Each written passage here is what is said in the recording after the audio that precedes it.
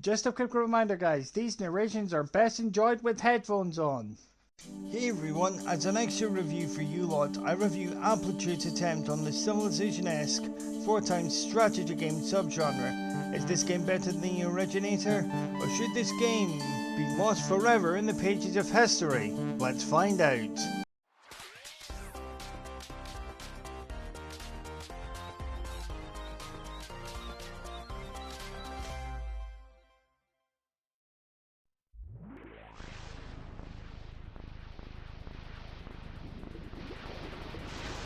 Again, before the review itself starts, a quick injury update.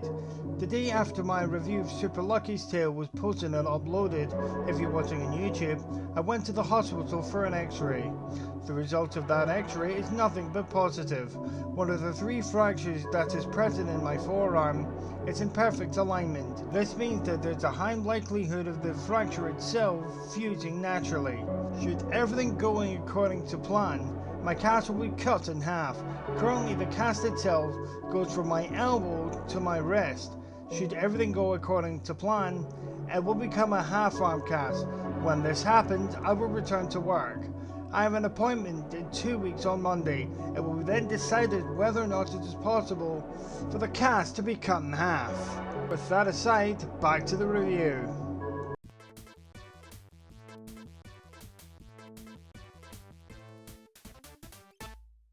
The Civilization series has been the grandfather of the strategy game genre. The first entry of the series was released in 1981. To this day, Civilization is one of the most recognizable franchises of the strategy game genre. As with everything in the gaming industry, when one idea or gigatrend is successful, copycats will follow. In Hearthstone's case, Artifact and Runeterra. I could go on and on about this, but I would simply prefer not to.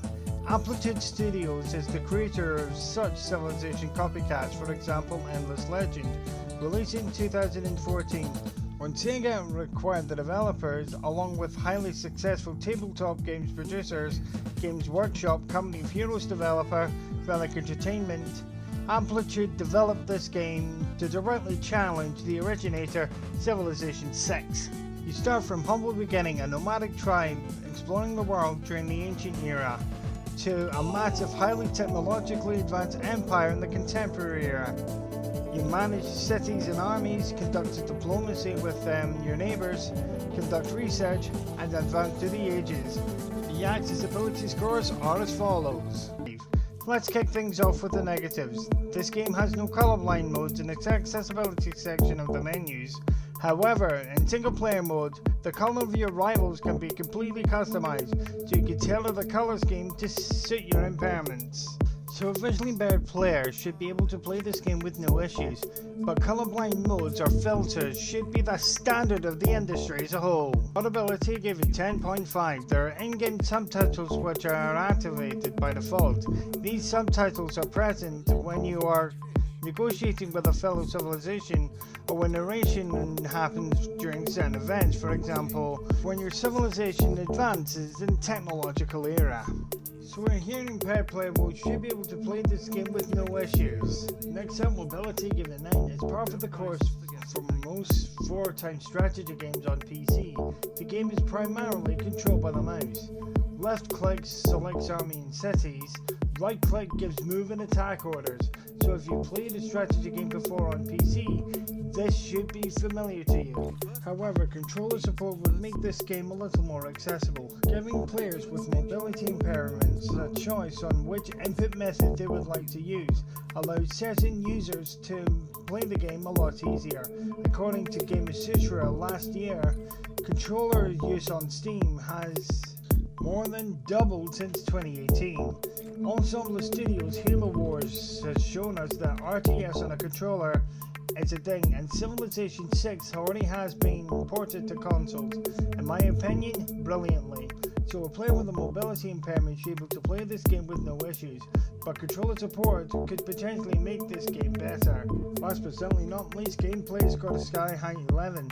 Take note for Axis, this is the future of 4X strategy games. The entire map is divided into territories, building an outpost which can be evolved into the city allows your culture to claim that territory.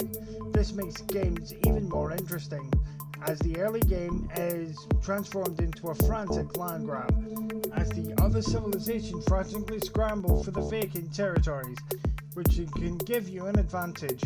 Also, the diplomacy system is completely reworked. Other civilizations can sign treaties with you, for example sharing map information, trade agreements, non-aggression pacts, even alliances. A rival's culture's attitude towards you is updated dynamically. For example, a civilization will be more hostile to you should you move troops into their territory. Good relations with that civilization can lead to alliances and friendships being formed.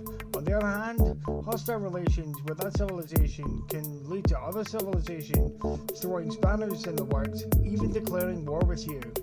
In this game there is so much to manage, like food supply going towards each city, diplomatic relations with other cultures, and army management, which is vital for your civilization's survival in case some wise guy who wants to take territories from you, even wipe this civilization from the map entire completely, declares war on you.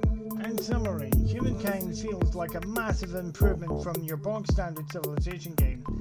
Each and every time your culture advances in technological era, you can pick which civilization you wish to adopt, with their own unique strengths, weaknesses, buffs and nerfs. Instead of using gold to purchase to expand your cities, the only way to expand your culture's influence on the world stage is to take a territory from a weaker civilization or a liberated civilization. This makes the game a lot more exciting. This game basically gives you something to fight over. With this game being on Xbox Game Pass for PC, it would be criminal not to at least give this game a try.